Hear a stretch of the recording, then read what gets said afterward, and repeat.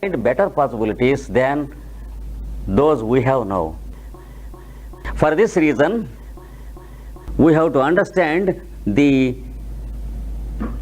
human constitution in terms of health and healing, not in terms of disease and cure. We should be able to visualize, put into practice a life in which disease is an exception and health is a general rule. Because common sense tells us that health is a natural state and disease is a distorted state. Distortion cannot be the general rule, and we have no business to believe that diseases exist with us continuously. And we are not expected to eat medicines daily like pigs and dogs. But if you give medicine daily to pig or a dog, it refuses because it is nearer to nature than the human fellow in the 20th century. So we will understand by observing nature and its functions. The process of healing is dynamic, and it starts with a study of consciousness and a study of the etheric body and its functions. And the results are enjoyed on the physical body. Just as the causes of disease exist in the inhibition of the consciousness, distortion of the vital body, and the results are experienced on the physical plane. Similarly, health is enjoyed as our conduct, that is our behavior with food, drink, etc., and it is practiced on the vital plane and the results enjoyed on the physical plane. This is the alphabet of the man of healing science. The word health comes from the verb healing, and cure has a different meaning. So we want health. It is not enough if we have a cure. If we are trained to understand what is disease, and if we are satisfied by having a cure, we cure one disease and there is another disease in the body. Daily we go on curing diseases, and there are diseases existing always in the body. So the process is healing and not cure. First of all, learn how to enjoy leisure. More than 50% of your diseases disappear. Not that you have to stop your activity of the day, but learn to be more active and less busy. Understand the difference between being busy and being active. Being busy is mental and nervous and intellectual. Being active is something vital and spiritual. That is, it is a quality of your consciousness, whereas being busy is the quality of your machine and not yourself. Your mind and your intellect are only your machines and not yourself. Don't unscientifically identify yourself with the machine. You are neither steel nor iron nor leather. You are yourself. You have the tissues around yourself in the form of a body only to serve you as your vehicles. This is the first concept you are expected to have. And learn to be leisurely while the quantum of work is doubled, because the converse is already proved. The more busy we are in doing our work, the less work is being turned out, and the less efficient the work is we are doing, because we begin to falter over our own tools and instruments, and our use of instruments go from bad to worse. That is the inevitable result of being busy. The busy fellow will be nervous, and he tries to do more and more work. He falters over his own tools, and he does the minimum work when compared with a boy who is doing his work peacefully. See, compare a little boy playing a game with an old man who is very busily selling the implements of games and sports. The boy uses the same implements and he plays with them, whereas the man who sells the implements of games, he toils for them and he has no joy of those implements. The musician who plays music on the instruments knows the joy of the instrument, whereas the commercial businessman who sells the musical instruments knows only the panic and not the music or the instrument. This is the difference. You compare the face of the fellow who sells the musical instruments with the face of the fellow who gives you best music. So the face of the first fellow will be like a corpse, too nervous, too busy, too irritable, too active. And the face of the musician will be showering life upon you. So it makes all the difference. Train yourself to be busy in the daily routine and know how to be really cheerful, and not lip cheerfulness or tongue cheerfulness, but a cheerfulness of the heart is required. A positive way of enjoying others' presence instead of keeping an inhuman tension in the society to pretend to be nice. There is a lot of difference.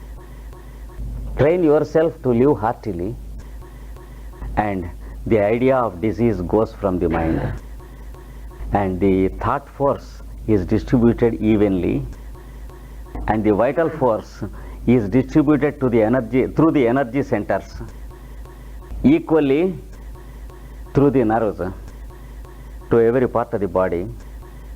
And when the circulation of the etheric substance is even, the circulation of blood is also even, without which, if we try to maintain the circulation of blood on a mechanical level, the patient heads towards a crisis, goes into cardiac conditions and dies.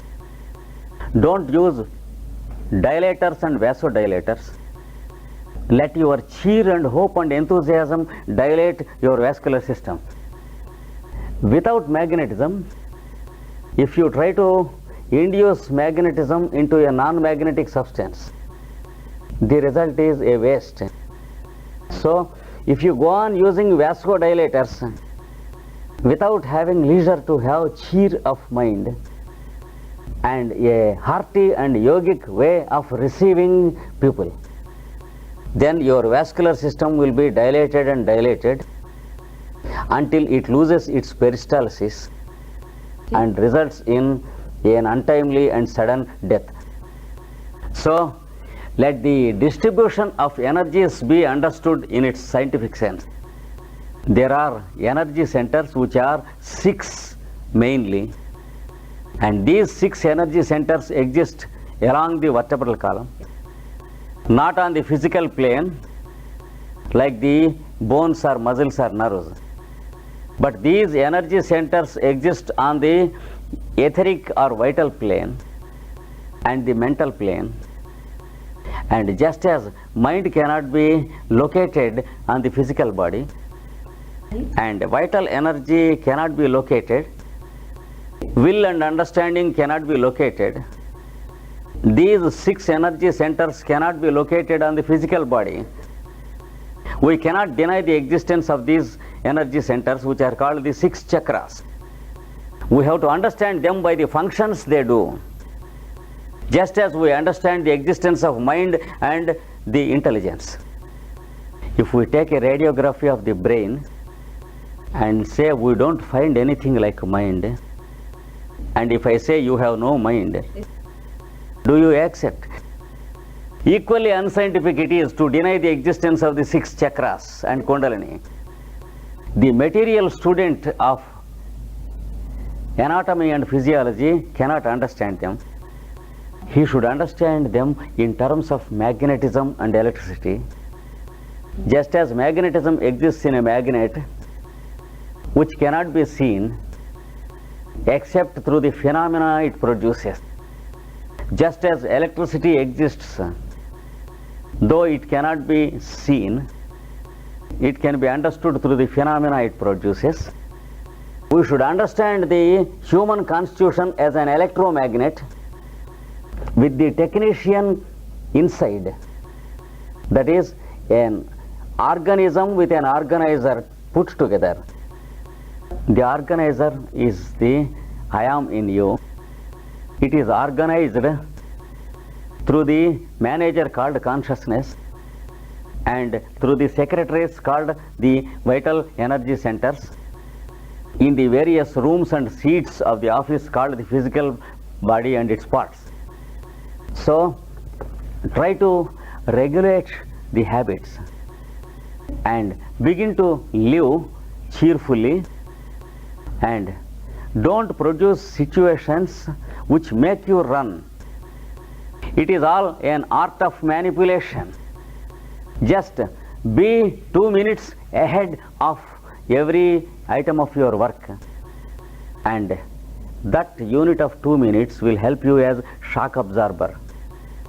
For example, if you have 2 hours work and another item of 2 hours work, in between you have 5 minutes which is not at all allotted to any work or program. So between 2 items of work you have an allotted shock absorber time, by observing which you can maintain your program with stunning punctuality and accuracy which surprises everyone around you and yourself without running and suffering from program consciousness in the mind. You should have a program, but you should not be primitive enough to have a program-minded life. Within 1 year, more than 50% of your diseases disappear. You will find yourself always leisurely, doing nothing. Whereas your mind does everything for you with a tremendous speed. You are not identifying with yourself with your mind or with parts of your body. What's the difference? A person who has achieved this, if he has to take a journey by 10, if it is 9:50, he never thinks of the journey. If it is 9:55, he never thinks of the journey. 9:56, he never thinks of the journey but stops and goes. That's it. If he wants to take a train, he never takes the train mentally, and his body sits in the train in time. And if he wants to take a flight in the international aeroplane, he will never go into the rush and busy activity of the airport. His mind goes there and does everything. He will never go and sit in the aeroplane. His body goes and sits there.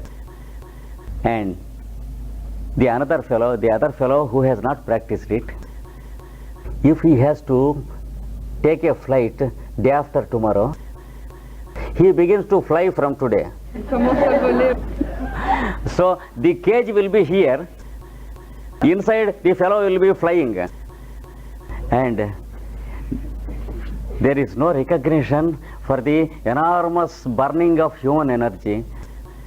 So he is burning his candle from both ends, night and day. And it is these fellows who eat lots of medicines daily, because they go into hypertension and hypotension, hypotension to hypertension.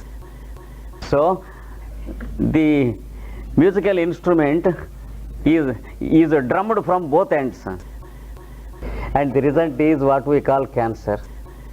we unscientifically begin to think that cancer is a disease in itself. We do not understand that it is the cumulative result of all such idiotic activity. So, he is a healer who knows how to heal himself. Second principle of good healing is to think of others' health. I find stunning results about this. There are many people who are working as assistants in my clinics in India, and they offer themselves as assistants in the clinics. They go and sit down and question people about their sufferings. They tackle the patients in a systematic and scientific and psychological way, make a case taking. Some of them interrogate them, and some of them supply medicines to them at the dispensing counter. Some of them invite the patients and put them at ease, and some of them give prescriptions, make prescriptions, and these people enter into the voluntary service of the clinics with their own difficulties of health, many defects, suffering from many years, including diseases like asthma, bronchitis, etc., or what we call obsessions, insomnia, hunting of ideas and thoughts, and psychosomatic defects, which are the abundant wealth of the Occident. Because in backward countries like India, we find very little percentage of such psychological diseases.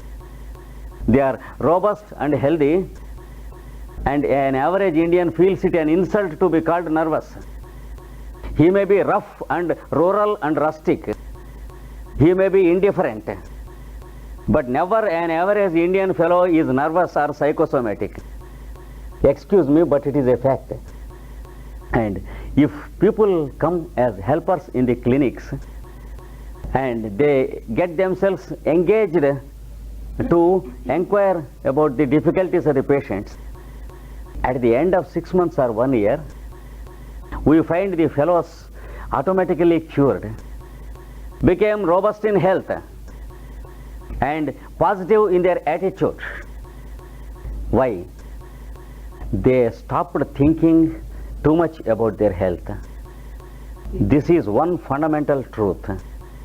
The more you are conscious of your disease, the more your disease eats you. You should take the necessary steps to make a cure or a healing, but you should never be continuously conscious of your sufferings. Be conscious of the sufferings of others. Automatically the polarity in you is changed. The direction of the currents of energy is changed, and unbelievable changes take place in your consciousness. I have many hundreds of records with me.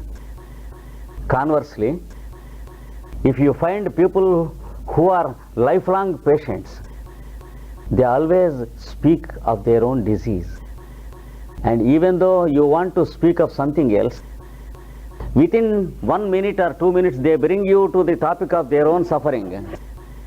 They go on speaking of their disease, and after 2 or 3 hours, if they find me, they will leave you and they will catch me and repeat the same process. They require 4 or 5 people a day as victims. So, as a healer, you be successful in healing yourself, producing positive vital currents in you, which is possible only by continuously thinking of others' difficulties. As long as you are in the receiving pole, you are bound to remain negative and die a negative death. Learn to be on the transmitting pole. Begin to transmit something. If you have nothing to give to others, transmit hope, transmit good words, transmit positive attitude. The energy centers are opened, the blockage is removed, and the circulation of the etheric currents will be even, as a result of which the blood circulation becomes even, and there is no sluggishness in any part of the physical body, because physical matter is only an illusion. It is only a network of etheric currents, because as you know from the nuclear science, that the atoms of any substance are not at all made by any matter. Atoms are constructed by vibrations of force, and molecules are made up of atoms, and matter is made up of molecules. So matter is an illusion, scientifically speaking. Matter is how it appears to our mind and senses, and not how it is there. This fact is to be scientifically understood. Then you will meet the person on vital and mental terms, not on material terms. The third aspect of healing is, don't believe that the healing magnetism is flowing from you into the sick man. There are people who heal with hands, who heal by touch, who heal by seeing. Among them, there are at least 30% of the people who foolishly believe that the healing energy is passing from them to the patient, and it is not true. This idea works as an auto-suggestion, and the healer goes into many diseases. Now, at least 50% of the healers in the Occident are sick, not because healing is bad, but because they have a negative auto-suggestion that the energy is flowing from them into the patient, and that it is being exhausted in them, and again they have to wait until energy is being produced. So healing energy is understood in unscientific terms, just as we understand money being spent, taken from the pocket. After some time it is finished. We have to go home and again bring money tomorrow to purchase some more things. So we have the same foolish attitude towards healing magnetism. But the truth is, healing magnetism is flowing through you, not from you. If the patient is here, you place yourself on a higher position so that the healing magnetism flows from you into the patient. Never make the patient sit on the platform and yourself, the healer, sit on the floor to heal him. You can never heal him. He can make you sick, because sickness flows from him to you instead of healing magnetism flowing from you to him. Not only healing, let it be hypnotism. Can you hypnotize a person sitting in this chair? Yourself sitting there. Any master hypnotist, try it, you will fail miserably. So you should know the fundamentals of doing it, and then understand the existence of the source of energy, and from that source it flows into your heart through the air you breathe in the form of oxygen, and through the rays of the sun, and through the various ethers that are around you in space. Of course, modern science has not yet reached the stage of explaining us these ethers in space. Present humanity has just entered into space age. We are still infants about the properties of space. We have to wait.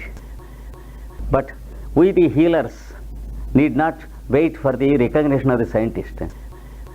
Let him conduct his experiments and wait. In the meanwhile, you can proceed and do good things. So there are many layers of etheric substance around you in space. Through space and through water, ethers are working in you. For example, do you recognize that a shower gives you energy?